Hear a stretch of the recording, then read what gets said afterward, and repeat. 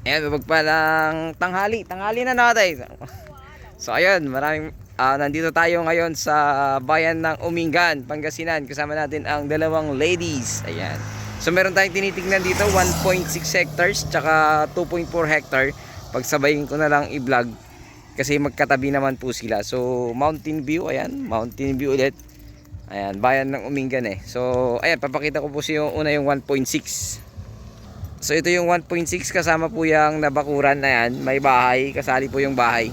So sa ngayon meron pong nag-uupa, so hindi na natin pasukin. Pero at least kasama yan, bungalow house.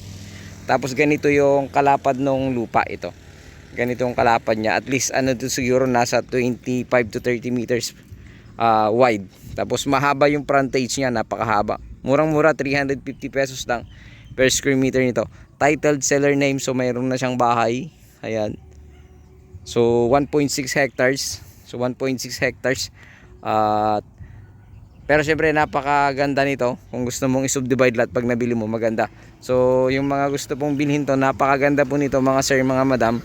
Magandang pag-umpisahan ng mga magsusubdivide kasi meron na siyang house and lot. Pwede mong ibenta na yan agad-agad. So kunting linis na lang, ayan, pwede nang ibenta. So 1.6 mula dyan sa may bahay. So 1.6 hanggang doon naman.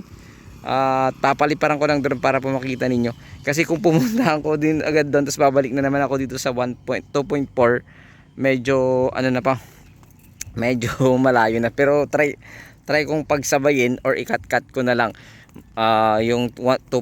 So ulitin ko, ito ay bayan ng Umingan, Pangasinan. So mountain view, napakagandang mountain view. So bayan ng Umingan, 1.6 ito, buhay pong nakapangalan, meron siyang kasamang bahay. So ayan, hindi yan maiiwan, kundi kasali po yan sa binibenta. So may nag-uupa kasi, kaya hindi rin natin papasukin. Ate, ilang bedroom yon? So tanungin natin ilang bedroom. So 350 per square meter nito, sagot nila capital gain tax.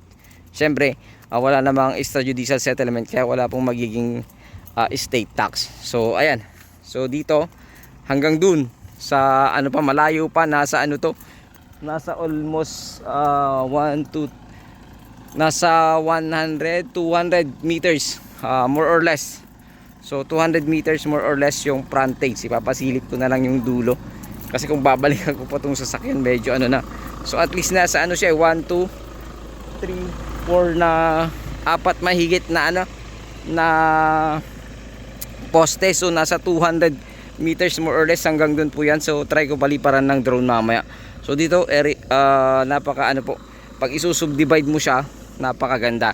So ayun, ito ay bayan ng Umingan, Pangasinan. Sukat 1.6 hectares.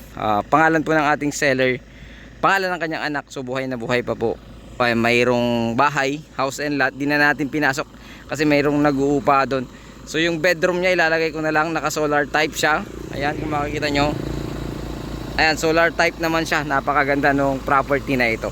So ayun, muli ito po ay bayan ng Umingan, Pangasinan. Sukat 1.6, 350 per square meter.